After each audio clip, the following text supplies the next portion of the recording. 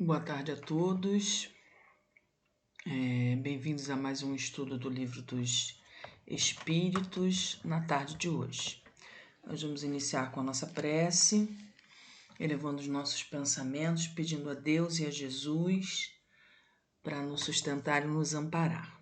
Então vamos fechar os nossos olhos, pedindo sim todo o amparo, toda a proteção, toda a sustentação, Senhor, para que a gente consiga realizar um estudo na tarde de hoje, debaixo do amparo e da sustentação do plano espiritual. E que as minhas palavras possam ser conduzidas e sustentadas e direcionadas de maneira que seja trazidos para nós nesse momento aquilo que é necessário para os espíritos imortais como nós estamos necessitados. Que seja, pois, em nome de Jesus, em nome de Bezerra, patrono desse estudo, mas acima de tudo e sempre, em nome de Deus Pai. Que assim possa ser, graças a Deus. Graças a Deus, então. Hoje a gente vai estudar as faculdades morais e intelectuais do homem, que vai da 361 até a...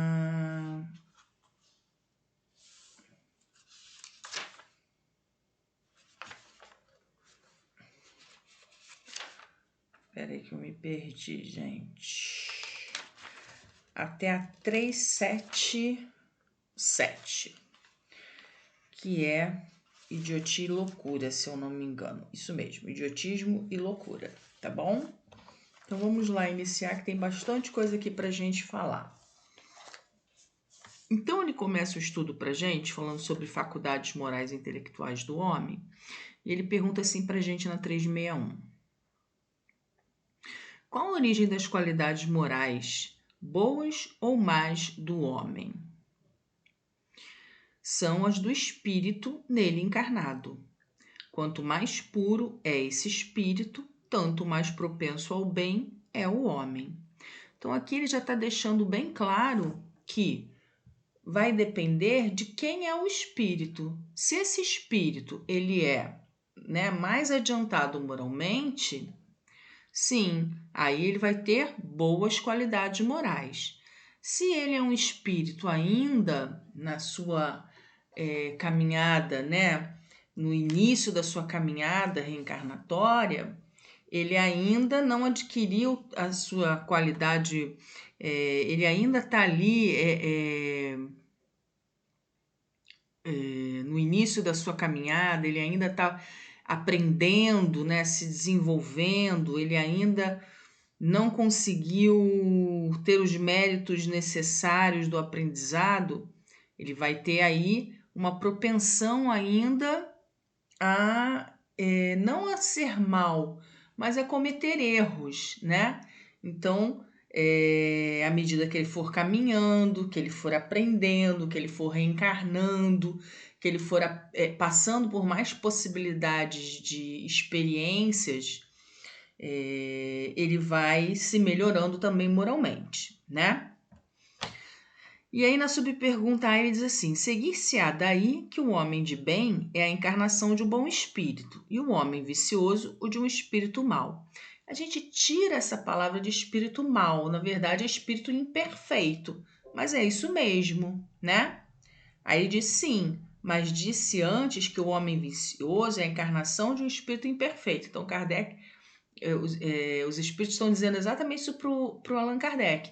Não é um espírito mau, é um espírito imperfeito, que ainda está no aprendizado. Então ainda tem questões a aprender, ainda tem experiências, Ainda tem muitas situações aí a vencer, muitas viciações e paixões a vencer. Pois, do contrário, poderias fazer crer na existência de espíritos sempre maus, a que chamais demônios. Então, tem a questão aí que a gente tem da doutrina dos demônios, que acreditam nos demônios, mas tem uma outra questão também, que seria Deus criando pessoas ruins, pessoas para o mal.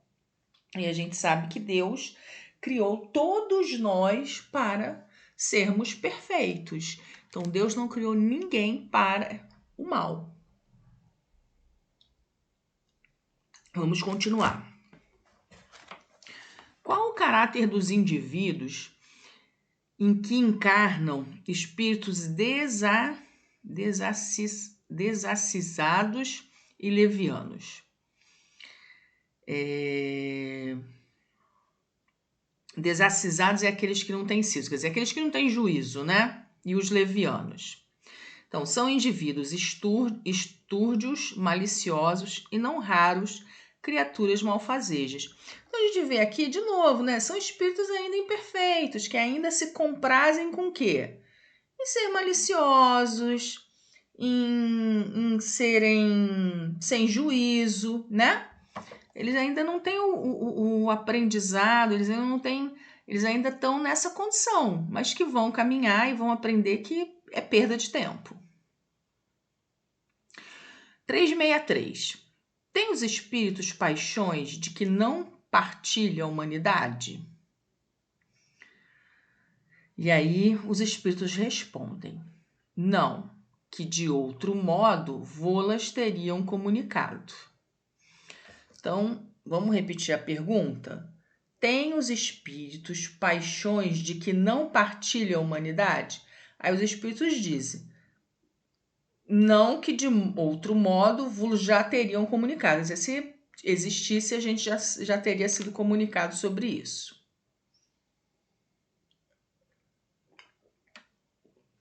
264. O mesmo espírito dá ao homem as qualidades morais e as da inteligência? É interessante, né? Essa pergunta, o mesmo espírito. Quer dizer, nós, espíritos imortais, né, que estamos ocupando hoje, no meu caso aqui, eu estou ocupando este corpinho. Então, é o meu espírito que está habitando este corpinho nesse momento, quem vai adquirir as qualidades morais e de inteligência, vai desenvolver sua inteligência, né?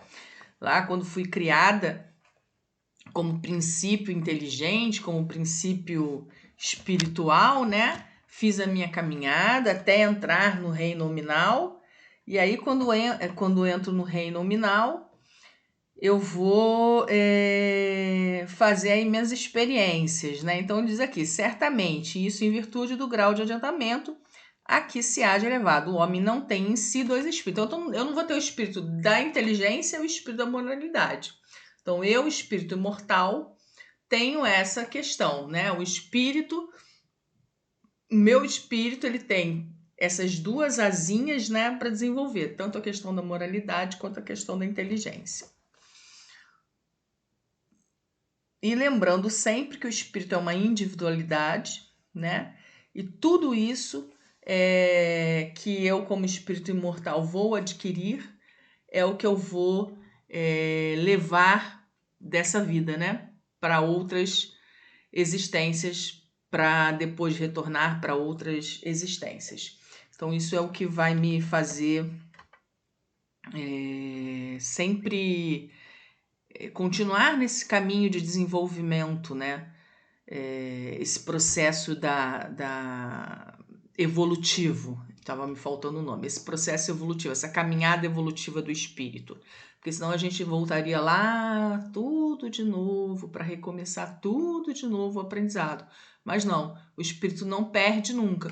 Então, aprendi numa vida, o espírito adquiriu aquele conhecimento tanto moral quanto a nível de inteligência, ele na próxima encarnação ele vai cada vez mais caminhando e readquirindo, né?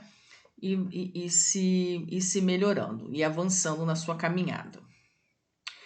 365. Por que alguns homens muito inteligentes,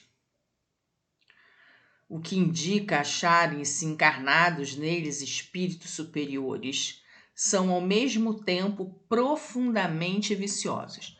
Aí é uma confusão que a gente faz, né? De achar que porque é muito inteligente é um espírito superior, mas inteligência e superioridade não tem nada a ver. Eu posso ser muito inteligente porque a asa da inteligência eu desenvolvo primeiro e não ter moral nenhuma. Então, a inteligência vai me ajudar a desenvolver a moral. porque eu vou ter uma compreensão melhor das coisas. Mas não é uma não significa que o homem inteligente ele é moralmente evoluído. Então ele vai dizer assim: é que não são ainda bastante puros os espíritos encarnados nesses homens, que então é por isso cedem à influência dos outros. Então eu só vou ser um espírito perfeito quando eu tiver exatamente com a asa da moralidade e a asa da inteligência na mesma proporção. E aí, quando que está na mesma proporção? Quando eu atinjo a condição de espírito puro. Atinge a condição de espírito puro, não preciso mais reencarnar. Então, significa que eu não tenho mais vícios. Eu já consegui, como espírito, conquistar a condição de perfeição relativa. Eu deixo de ser espírito imperfeito. Então, eu deixo de ter falhas. Enquanto eu não atinjo a condição de espírito perfeito, eu posso, mesmo ainda sendo moralmente mais evoluído, por exemplo, do que em relação a mim é horrível, né? Mas deu para entender. Vamos comparar aí um Bezerra em comparação a Andréia. Ele é mais evoluído que a Andréia. Então, mas ainda existe a chance do Bezerra ter um tropeção. Por quê? Porque ele ainda não estava na condição de espírito puro. Agora, e Jesus? Jesus não, Jesus já está na condição de espírito puro, então Jesus não poderia falir. Tá bom? Vamos para 366. O que se deve pensar da opinião dos que pretendem que as diferentes faculdades intelectuais e morais do homem resultam na encarnação nele de outros tantos espíritos diferentes entre si, cada um com uma aptidão especial? Refletindo, reconhecereis que é absurda. O espírito tem que ter todas as aptidões. É verdade. E a reencarnação, ela nos dá essa possibilidade, né? Para progredir, precisa de uma vontade única. Se o homem fosse uma amálgama de espíritos, essa vontade não existiria e ele careceria de individualidade. Imagina se nós fôssemos vários espíritos em um só, é isso que ele está dizendo. Nós carecemos dessa individualidade porque foi aquilo que eu falei. Todo conhecimento é do espírito. Então, como a gente preserva essa individualidade, esse conhecimento a gente não perde. A gente vai trazendo para as encarnações que vêm. E aí, aqueles conhecimentos que são necessários, a gente naturalmente lembra. Quer dizer, uma pessoa que aprendeu várias línguas, de repente, na sua última encarnação, óbvio que ela vai nascer nessa encarnação com uma facilidade incrível para línguas, a não ser que tenha alguma coisa ali que não, né, por algum motivo ela não possa, como é que fala? Ela não possa ser permitido para ela, né? Ela desenvolver essa aptidão, porque de repente usou mal, alguma coisa assim. Fora isso, essa aptidão vai ser utilizada, né? Por exemplo, um médico que de repente usou a profissão de médico mal, aí não vai vir para exercer a medicina novamente. Então, de repente, até tem aquela aptidão desenvolvida, mas não vai vir exatamente com aquilo. Eu estou dando um exemplo um pouco ruim, mas assim, dá para entender o que eu estou falando. E então, assim, não são vários espíritos com várias aptidões habitando a gente e a gente fazendo mil coisas. Por quê? Porque somos indivíduos. Então, somos nós mesmos, né? Espíritos imortais, indivíduos que vamos de encarnação em encarnação aprendendo e relembrando, né, essas nossas aptidões.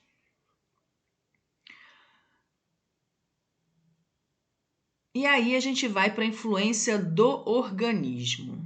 Na 367 ele pergunta aqui: Unindo-se ao corpo, o espírito se identifica com a matéria? E aí eles respondem: a matéria é apenas o envoltório do espírito, como o vestuário o é do corpo. Unindo-se a este, o espírito conserva os atributos da natureza espiritual. Então, ele está querendo dizer que quando o espírito se liga à matéria, né, é como se a gente estivesse utilizando apenas esse corpinho bonitinho que a gente tem para exercer nossas funções no planeta Terra, né? No nosso caso, espíritos aqui ainda endividados nesse planeta. Só que a gente tem que lembrar que nós estamos num planeta de provas e expiações. Somos espíritos ainda que carregamos muitas paixões e vícios. Então, quando nós nos ligamos a esse corpo material, essa matéria vai amortecer a ação do nosso espírito.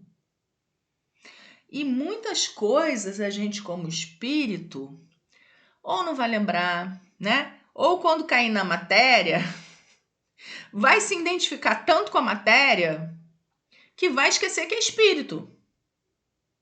E aí é que começa a confusão, né? Vamos para 363. Não, 368, desculpa. Após sua união com o corpo, exerce o espírito com liberdade plena suas faculdades? Acabamos de responder, não. Porque se a matéria ela vai amortecer a ação do espírito, não vai exercer a sua faculdade com liberdade, né? Os órgãos vão lhe servir ali como um instrumento até não é de bloquear, mas assim, é como se fosse mesmo ele não permitindo que a gente tivesse, é como se a gente estivesse num cárcere naquele momento, né? E aonde que a gente vai conseguir estar mais liberto? Durante o sono, né? Os médiuns, muitas vezes também, quando estão exercendo sua mediunidade, estão mais soltos. Então, mas normalmente a gente está muito preso terra a terra aqui no nosso corpinho físico. Então, essa grosseria, né, que ele bota aqui na pergunta da matéria, ela enfraquece as possibilidades do espírito de ter a sua faculdade plena. E é necessário, porque senão a gente também não vivia a vida de matéria, né? E a vida de matéria, ela precisa ser experienciada para a gente poder fazer os aprendizados necessários que a matéria nos exige nesse momento. A gente só não pode esquecer que é espírito e viver só a vida material, né? Subpergunta A. Assim, o invólucro material é obstáculo à livre manifestação das faculdades do espírito, como um vidro opaco o é a livre radiação da luz? Com certeza, né? É como um vidro muito opaco. E dependendo, uns mais, outros menos. 369. O livre exercício das faculdades da alma está subordinado ao desenvolvimento dos órgãos. Os órgãos são os instrumentos da manifestação das faculdades da alma. Bom, vamos voltar que eu engatei a pergunta com a resposta, vamos voltar à pergunta. O livre exercício das faculdades da alma está subordinado ao desenvolvimento dos órgãos? Essa é a pergunta, gente. E aí eles respondem. Os órgãos são os instrumentos da manifestação das faculdades da alma. Manifestação que se acha subordinada ao desenvolvimento e ao grau de perfeição dos órgãos, como a excelência de um trabalho. O está a da ferramenta própria à sua execução.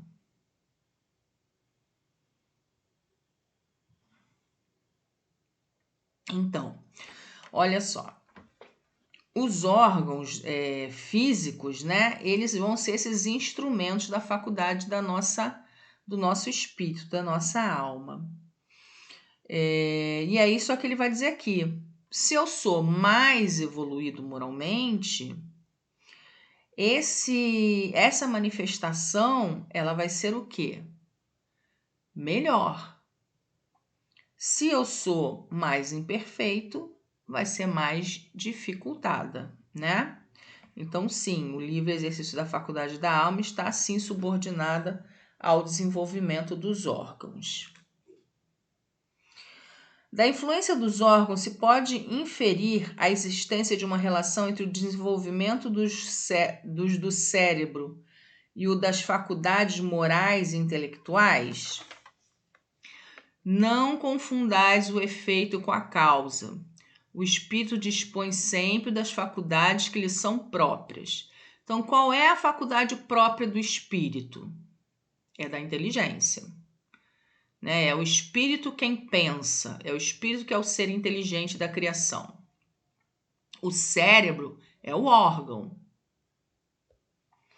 Ora, não são os órgãos que dão as faculdades, e sim estas que impulsionam o desenvolvimento dos órgãos.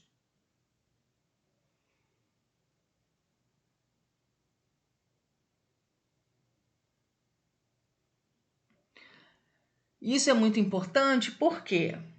Porque tem gente que acha que a inteligência está localizada no órgão, no cérebro, e não está, está no espírito.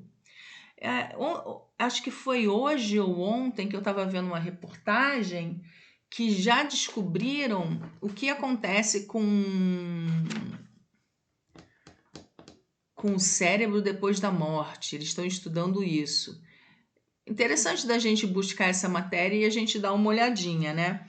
Então, vamos voltar aqui para essa questão que eu tinha lido, a 369, para a gente até recapitular essa questão dos órgãos. Ó, os órgãos são os instrumentos de manifestação das faculdades da alma. Então, não, mas é que é isso mesmo. Que aí a gente está falando de todos os órgãos, não só do cérebro, não só do... que é onde vão sair as... É que quando depois eu li o cérebro, eu achei que tinha alguma coisa aqui a acrescentar, mas não. E aí, essa restrição é exatamente isso que eu falei, só para olhar. Essa liberdade restrita e consciente, né, ela vai ser tanto física quanto moral, tá? Só para complementar essa 369 aqui. Essa manifestação da faculdade da alma na 369, eu tinha falado moral, mas é tanto moral quanto física que a gente vai ter uma manifestação maior ou menor do espírito dependendo do grau evolutivo do encarnado, né, do espírito que ocupa o corpo daquele encarnado. Quanto mais moralmente elevado for esse espírito, maior vai ser a manifestação das suas faculdades da alma nesses instrumentos, né, nesses órgãos, tá? Então vamos lá. Subpergunta A. Dever-se-á deduzir daí que a diversidade das aptidões entre os homens deriva unicamente do estado do espírito? Aí ele diz assim: o termo unicamente não exprime com toda a exatidão o que ocorre. O princípio dessa diversidade reside nas qualidades do espírito. Nas qualidades o quê? Morais. Então, reside nas qualidades morais. Só que não só nas morais, mas também nas físicas, que pode ser mais ou menos adiantado. Cumpre, porém, se leve em conta a influência da matéria. Por isso que eu voltei naquela questão, porque eu só tinha falado da questão moral, mas a gente tem que lembrar que tem a questão moral e a questão física. Cumpre, porém, se leve em conta a influência da matéria que mais ou menos lhe cerceia o exercício de suas faculdades.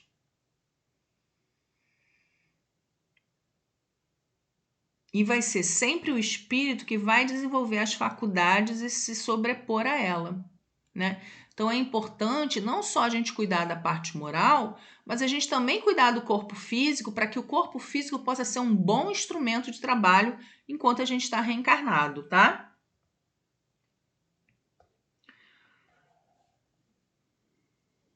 Então a gente tem que sempre lembrar, o espírito é a causa de tudo.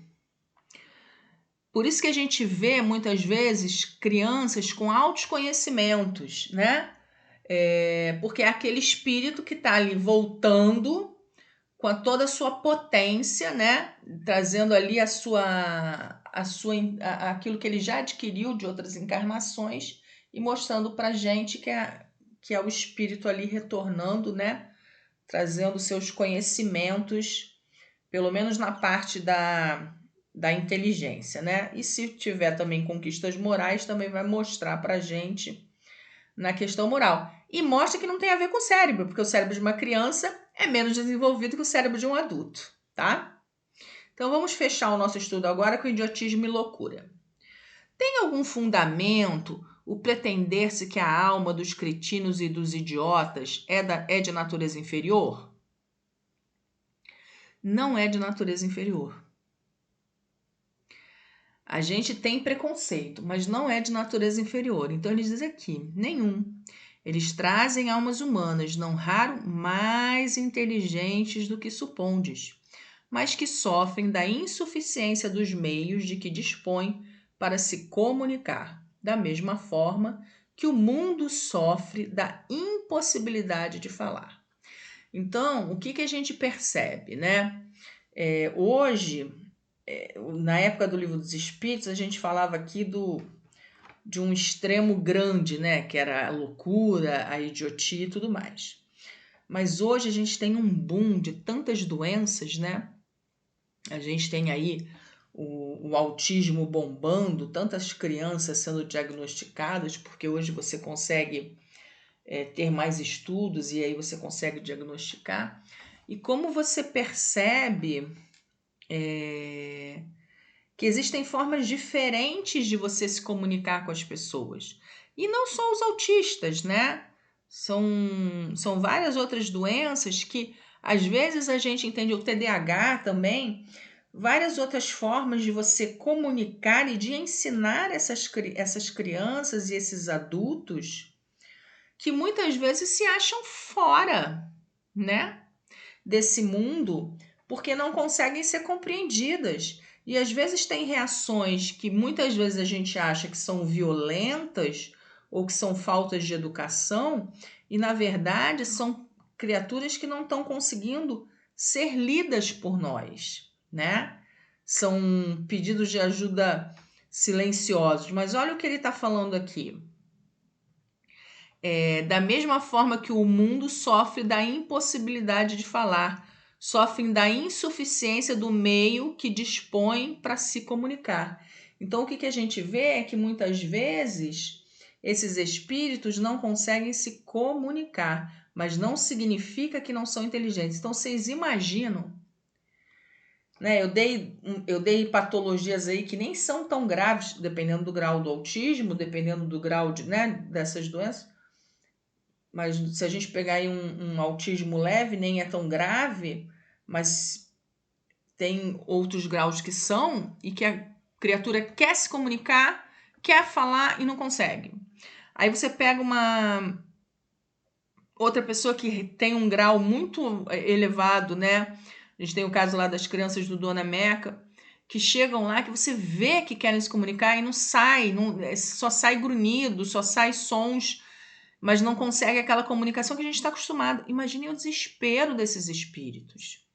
Eles estão realmente limitados a um corpo físico, a um cérebro teoricamente mal desenvolvido, né? Que foi pensado para eles. É o melhor instrumento que eles têm nessa encarnação, né? Por N questões que eles vêm com aquele cérebro naquele momento, né? Para eles poderem evoluir, tá bom? Que objetivo visa a providência criando seres desgraçados como os cretinos e idiotas? As perguntas são estranhas, mas assim, é para a gente entender, né?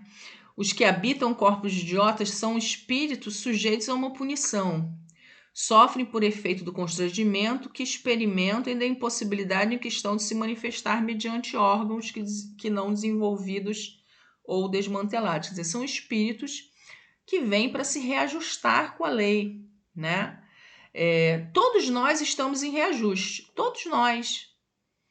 Então, esses espíritos, nesta condição, eles estão nesse tipo de reajuste.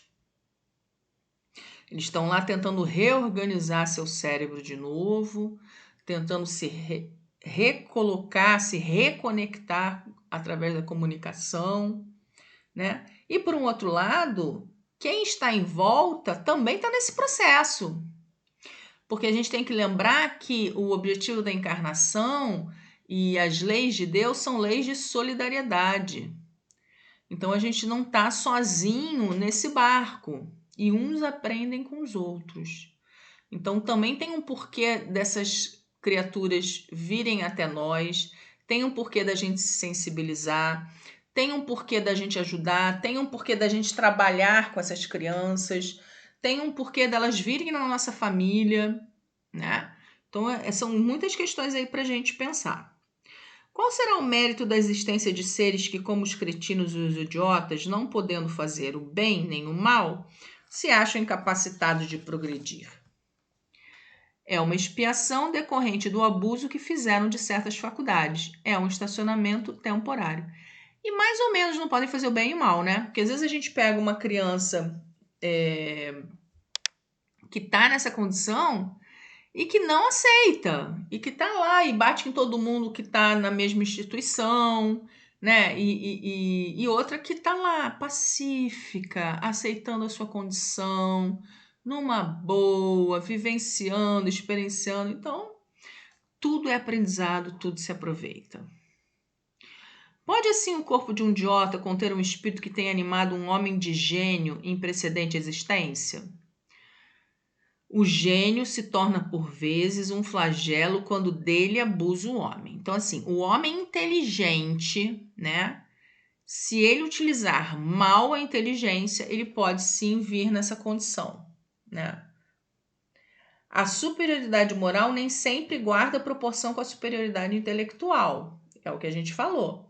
Então, os grandes gênios podem ter muito que espiar. E aí, se usar mal a inteligência, vai espiar dessa maneira. Na condição de espírito livre, tem o idiota consciência do seu estado mental? Normalmente, quando se vê livre do corpo físico, seja no momento do sono, ou seja, né, em momentos assim que ele esteja dormindo mesmo. Então, frequentemente compreende que as cadeias que lhe obstam o voo são prova e expiação. Qual na loucura é a situação do espírito? O espírito, quando em liberdade, recebe diretamente suas impressões e diretamente exerce sua ação sobre a matéria. Encarnado, porém, ele se encontra em condição muito diversas e na contingência de só o fazer com auxílio de órgãos especiais. Altere-se uma parte ou conjunto de tais órgãos e eis que se lhe interrompem no que deles dependam, a ação ou as impressões. A questão da loucura é muito mais complicado porque dependendo do tempo que a pessoa tiver sob a loucura, né, a ação que aquele estado e que aquele órgão tiver sido aquela ação daquele órgão tiver recebido aquela impressão, o espírito ao desencarnar ainda fica muito tempo do mesmo jeito que desencarnou, né? Com aquela sensação ainda, com aquela impressão. Então, é bem complicado essa questão da loucura, né? E é interessante porque, assim, o que a gente vê hoje na humanidade é que às vezes a gente nasce perfeitamente normal e que a gente está enlouquecendo nesta encarnação. E que ao desencarnar a gente vai vivenciar e experienciar a loucura lá no mundo espiritual.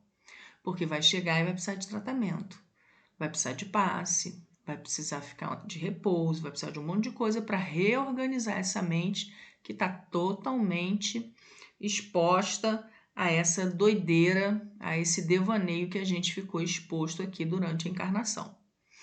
Então, o desorganizado é sempre o corpo e não o espírito? É sempre o corpo, mas é o que a gente está falando aqui na loucura.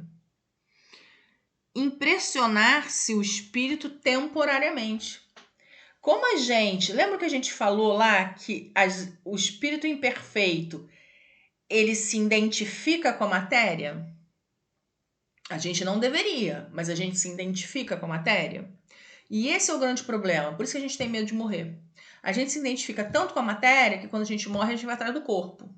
A gente se identifica tanto com a matéria que a gente fica impressionado com essa questão do cérebro, como a gente era, de como a gente fazia, que a gente fica achando que ainda está daquele jeito. Então, isso é muito importante, a gente viver a vida de espírito, estando encarnado, para que quando a gente desencarnar, esse processo ser mais fácil. Por que razão a loucura leva o homem algumas vezes ao suicídio?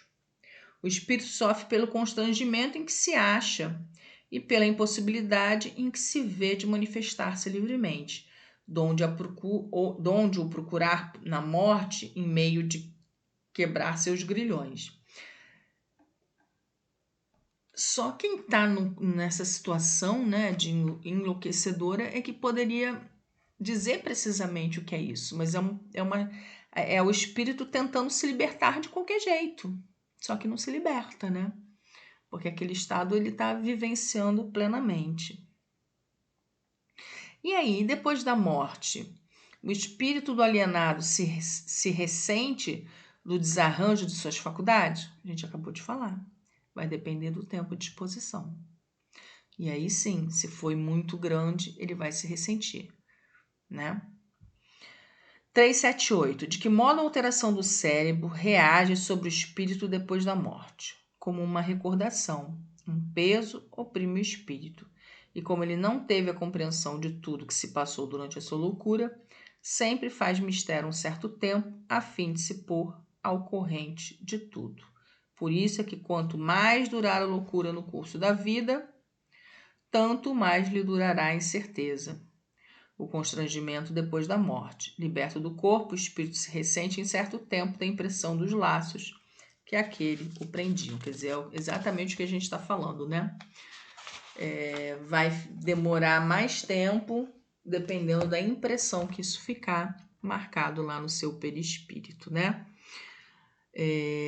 Espero que vocês tenham conseguido acompanhar. Eu sei que é rapidinho, porque são muitas questões, mas leiam com mais calma.